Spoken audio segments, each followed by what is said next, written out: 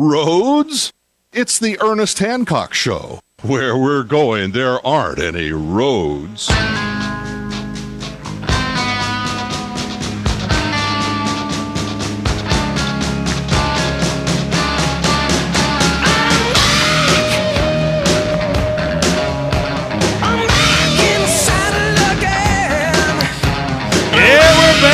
Saddle again here on Declare Your Independence with me and my guest, Dylan Reeves, an attorney from Alabama. Now, he's introduced the concept of, tort liability for manufacturers of violent video games. And I'm going, and this was published in the Alabama Lawyer, a periodical for the Alabama State Bar. Now, it's an interesting conversation because it helps me, it even clarifies in my head making this one point. My point is this. We're in a situation to where violence is not only allowed or condoned by the government, it's funded. We have the United States Army using violent video games and how you go out and lay waste and kill. And this is, here we got drone imagine this. You have a 17, 18, 19-year-old kid sitting in Nevada, taking a drone with a Hellfire missile, giving a mission, going in, boom, dead, and he was playing the exact video game a year earlier. And you go, hey, man, you want to you got the highest score. It's kind of like The Last Starfighter. Ooh, you got the highest score, man. You can go be the starfighter and go kick some butt. And I'm going, and seeing that movie back in, the 80s or something that came out with that, I knew two things. One, that was one of the first movies that they used computer-generated graphics to create the images that you saw on the screen. And two, they're going to do that. They're going to take this technology and do exactly that, to find people that get the high score, that do really well. And guess what? We need you in our drone seat here in Nevada, and and we'll give you as many Hot Pockets as you want to, keep yourself satiated while you're doing it. Ooh, boom, I win. And I'm going, wow, this is what's going on right now. Why? Why would they not want humanity to transcend from that? Hey, can we have some peaceful stuff? Heck, do you think some love making might replace that? No, they don't want people that are, teenagers that are about sensuality or sex or love or, heck, you want to make it to where you know how to be a good husband, a good father, a good love making. Throw some love making in there so that you can get them to watch. I mean, you can do all kinds of social engineering to the positive if you use the good and the pleasurable and the sensual and the nice of humanity. No, it's sponsored by the government to be violent. Wow. So here's somebody that brings it up. Dylan Reeves goes, somebody should be held responsible to this.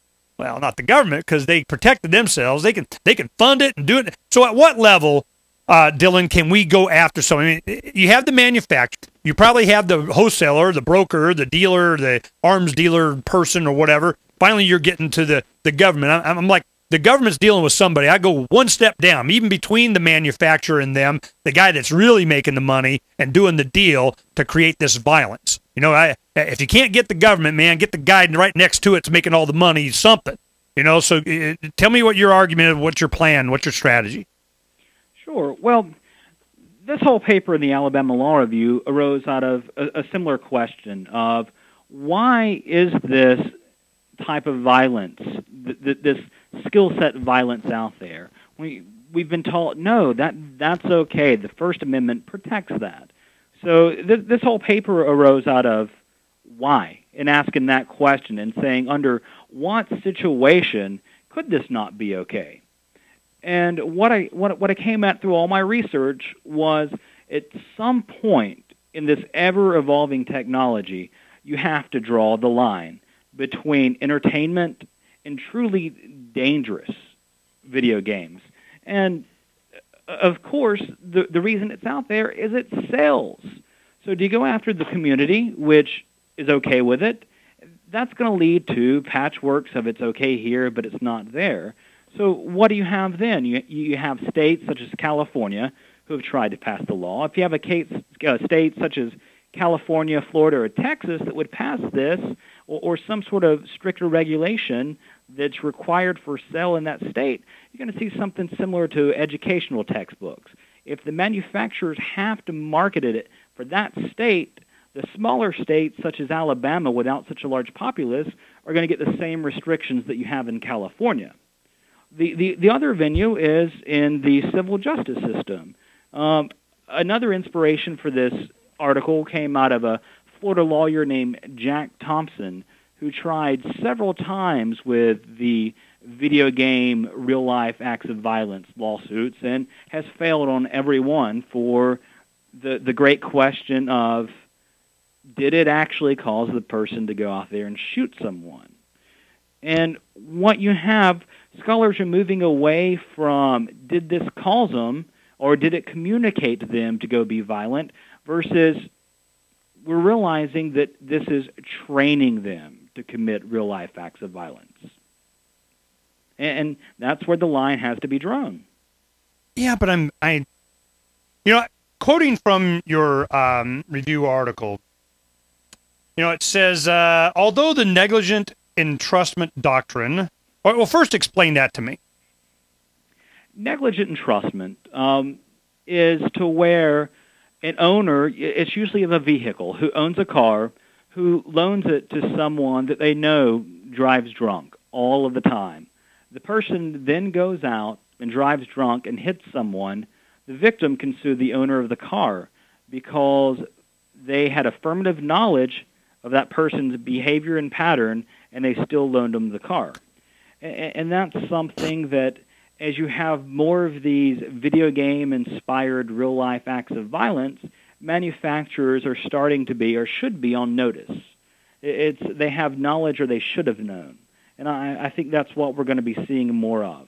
See, this is the kind of a concept that you're using towards firearms and other kinds of stuff been brought forth, and it's always trying to insulate the person actually responsible for doing the act. It's like somehow not their fault, and I'm not willing to go there. But what I am willing to say is that if you're going to be making the argument that people that promote, fund, profit from training, given skill sets, provide an opportunity for these people to make use of this stimulus, this visual and audible stimulus, for them to be predisposed, even if they're not predisposed, to become accepting of certain behavior, where is the responsibility? And I'm looking at this, and I see an entire society sick with violence. I can't go to the movies to watch an action film without having to endure 15 minutes of horror flicks and blood splattered everywhere. And I'm going, heck, I didn't even want to see that movie, and I'm already traumatized just by being here. So I'm going, look, man, can I get when I go to the online in a movie theater and AMC says, here's the movie, can you list the trailers and when the movie actually starts so I can avoid this crap? Instead of me being a captive audience and there, my popcorn getting flown up in the air when I get the crap scared out of me from some 2-minute trailer that, traumatized and polluted my brain. And it's like I don't even get informed consent. So I'm going, where is this coming from? There's a market, there's an allowance, there's a society, exactly what you're talking about. So where's the funding? Where's the allowance? Well, it's government. They're going, this is protected speech, but lovemaking is not. We're going to actually fund manufacturers to help us recruit people that want to go fly drones and remotely see Hellfire missiles go in and blow up weddings, and they're cool with that. We need that. And all they get is little puffs of smoke. It's like World War II dropping bombs. They never see the devastation. All they see is little puffs of smoke. And I'm going, there is an actual mind screwing of the entire generation next that's coming from somewhere. And it has so much evidence of exactly what you're talking about. But I'm going, all right, we're going after the manufacturers. It's deeper than that. There's an actual atmosphere here that's being created. Do you see it? Do you see it? I think we have a framework to go after that from my article. Okay, so you're saying we're going to file suit against those that actually created and manufactured the video game that depicts this violence? I think it could be a possibility. Okay, and if we go after the violence, you're going to try and define it as teaching a skill set to an 8-year-old that knows exactly where to thrust the knife, shoot the firearm, wrench the neck, and that provides a skill set. We're going to go after them, but not the United States Army that uses it to recruit, because you can't. You see where I'm going, right? I see where you're going. All right, Dylan, thanks. Hold on a second. I want to talk to you a second after we get off. We'll be right back here with updates on the news here on Declare Your Independence, and we come back right after the top of the hour news.